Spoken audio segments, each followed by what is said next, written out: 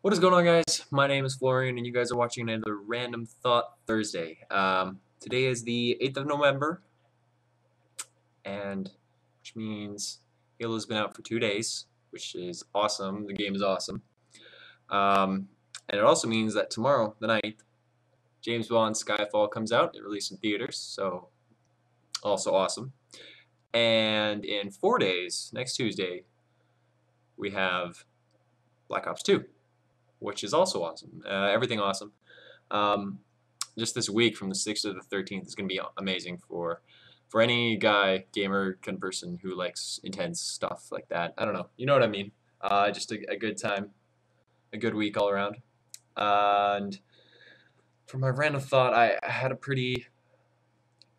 I've been really bored these last few weeks. I got nothing to do. I've kind of just been doing a lot of homework. I had some exams, and in the last week from Tuesday to the Tuesday before, I had 3 exams and a 2,500 word paper.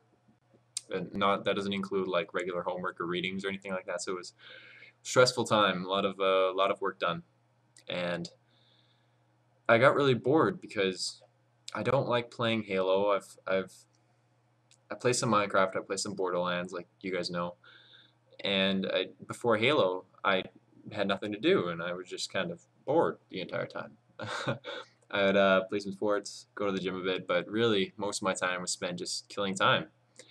And I thought, uh, as I was watching, actually while I was on Netflix, I was just scrolling through Netflix. I wasn't even watching anything. I ended up looking at some of the top-rated movies, and I thought, why don't I go to IMDb and look up some of the top-rated movies there? And I just opened their top 100, 250 list, and I was so bored actually that I just copied the entire list into a Word document and I started editing it into 2 lists, what I hadn't seen and what I have. And once I was done, I realized I've only seen 80 of the 250 movies, and I like to watch good movies. I don't just watch like pop culture, pop whatever, um, basically popular movies. I don't just watch those. I like to watch a bunch of things. I've seen Metropolis. I've seen like the older really good movies, but I mean, there's a lot of really low-key movies. Metropolis is I wouldn't recommend it unless you're a film buff. It's like it's from 1927 or something, and I think it's the first color film or something like that. No sound or no anything. I wouldn't recommend watching it unless you want to do what I do, or want to do what I'm going to do, which is watch every movie on the list. So I decided that of the 170 remaining, I would search each one on Netflix and see how many I could watch. And obviously, the Canadian Netflix doesn't have as much as the American one does, and I found 18 on Netflix that I hadn't seen. There's more on there that I have, like Pulp Fiction, Goodfellas, stuff like that. It's all on Netflix, but there was only 18 that I hadn't seen on there, and I found one on my computer that I haven't seen, which is Pan's Labyrinth, which brings me up to a total of 99 by the time I get through everything I can actually immediately grab, like what I have on Netflix, what I have on my computer. Which kind of sucks because once I'm done those 99, I gotta somehow find the other 151. I'm not going to illegally download them. Don't worry, wink, wink, nudge, nudge. But yeah, I've only watched 2.5 movies so far, and I thought what I would do right now is kind of break down those 2.5 movies because um, basically I've watched number 34, 35, and half of 72. And 34 is called Memento. It's released in, let me double check here, because I don't want to get it wrong.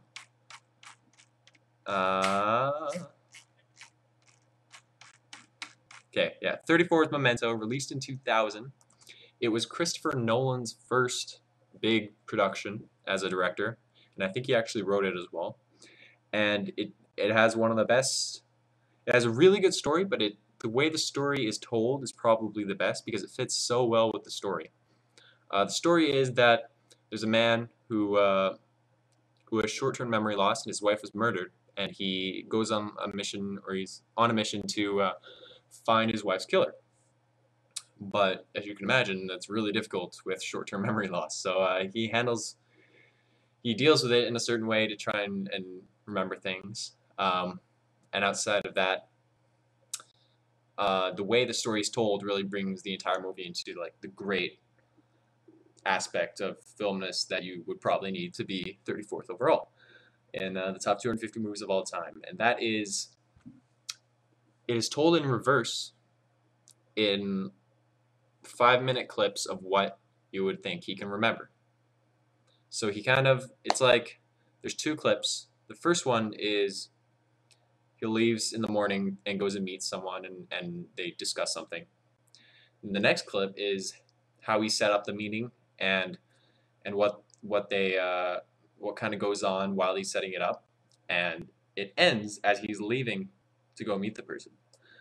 Um, so that as you that's obviously a dull part, but in the intense parts, it gets really interesting because you don't see it coming every time right away, but then suddenly it becomes clearer the closer that you get to it. So uh, it's pretty intense. It's pretty intense. It's one of the best storytelling I've ever seen done in a film. Honestly, the story's good.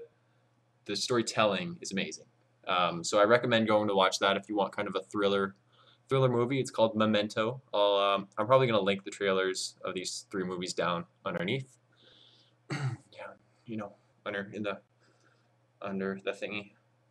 You know, yeah, yeah. The second movie was 35, and these are all on Netflix for me. So that's what I've been watching.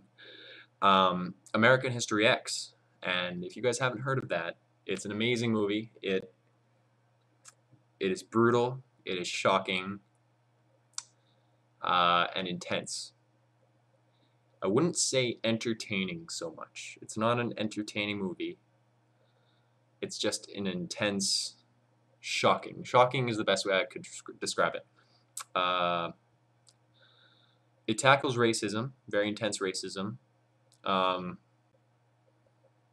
and how they kind of deal with one another. And it follows 2 brothers, one a little bit older, and they're both white. They're both neo-Nazis, I think it's called. Skinheads is the term I would use. And how they deal with some black people in their neighborhood.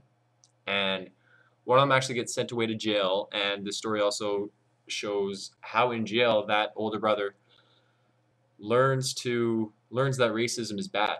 Racism is not correct, essentially. Not, I don't think he learns that it's bad, but he sees that it's not correct, it's not right. And when he comes out of jail, his brother is essentially in the same role he was before he went to jail, another skinhead. So the story is very intense. It goes through kind of the history of what happened for his brother to be a skinhead, be in jail, get to jail, and once he's out of jail. Those are the 4 main parts of the story that the kind of film goes over. But there's a lot of intense interactions between the different races, and it's very shocking. So if you guys think you can handle something like that, I would definitely recommend watching it. I think I might, if I was to rate the movies, I would rate Memento a 4 out of 5, just because it was a great story, but that's not what makes a great film. I think that American History X was probably better, even though it's not entertaining. Sometimes it's a great film doesn't need to be entertaining. It's got such a strong message and point that you don't have to be entertained by it. You don't have to end on a good note. You don't have to do anything like that. If you get a message across that's really important and really strong, then that makes a great film as well. So I think American History X would probably be just above on my list from Memento. But the third movie, 72nd overall, was also made in 2000, and it's called Requiem of a Dream. And it's a Canadian film, and Canadian films, unfortunately, are a lot lower budget because we don't have Hollywood, we don't have all this stuff. We don't have anything like Hollywood, actually, now that I think about it. There's no big movie star city or anything like that, which is kind of weird if you think about it. Maybe it's because Canada as a whole just leaves the filmmaking to the Americans. But it's a great film so far. It's very, well, I wouldn't say great. The story is kind of weak, but the acting and the filmmaking are amazing. The story it's based around drug abuse in 2 different groups. Basically, there's a mother and a son, and the son is like mid-20s. He's a drug abuser, and kind of one part is his life and what goes on and his interaction with drugs, and the other part is the mother who also gets into drug abuse, but it kind of compares and contrasts the differences between the two. Uh, the son, obviously, it's more intense. The drug world is more intense at his age, and the mother is kind of naive to the whole thing. So and they're different kind of drugs. I don't want to go any farther. It's, so far, it's pretty interesting. I would only give it a 3.5 right now, simply because it's not a very appealing movie to watch. It the acting in the thing is very well done. So in terms of film speaking, it's a great movie. But it's not very enveloping. You don't get sucked into it like you do in other entertaining, intense movies. You don't just get dragged in. And I think that's a problem with the low budgetness of it. It doesn't have the special effects, the high qualityness of American films, like high-end American films do. So it's also I would say it's a less. It's kind of like racism in American History X, but less intense drug abuse story of this family in Requiem of a Dream. So that's the 3 movies I'm in the process of watching. I've watched the first 2. I'm halfway into Requiem of a Dream. And what I mean when I say it's not very enveloping, I've done 2 movie watching sessions already of it, and half an hour in each time. So I don't really get sucked into it.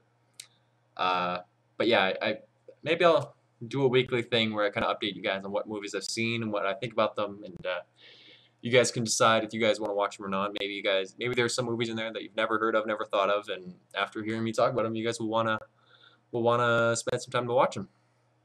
And yeah, thanks for watching, guys, and I hope you guys enjoyed this. If you do want to hear this weekly thing about what movies I've been watching, let me know in the comments below, because most of you don't comment. That's fine, but um, this is one of those things where I don't actually know if people would want to see it or not. So if you guys would want to see it, even if there's like only a couple of you, that's fine.